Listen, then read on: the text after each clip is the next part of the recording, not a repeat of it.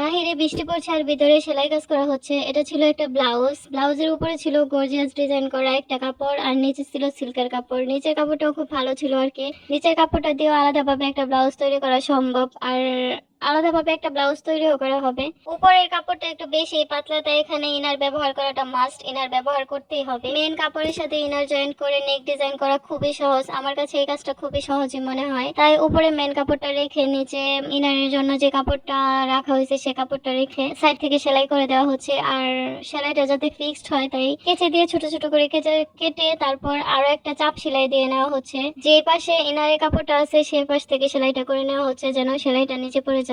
আর এভাবেই নেক ডিজাইনটা ভালোভাবে ফিক্সড করে নেওয়া হয়েছে। তারপর উল্টিয়ে নিলেই কিন্তু নেক ডিজাইনটা একদম কমপ্লিট হয়ে যাবে। আর এই হচ্ছে আমাদের নেক ডিজাইনটা।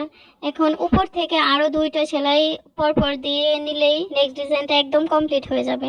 নেক ডিজাইনের সাইড থেকে পরপর দুইটা সেলাই দেওয়া নেওয়ার কারণ হলো প্রথমে একটা সেলাই দিলেই কিন্তু নেক ডিজাইনটা ফিক্সড হয়ে যায়।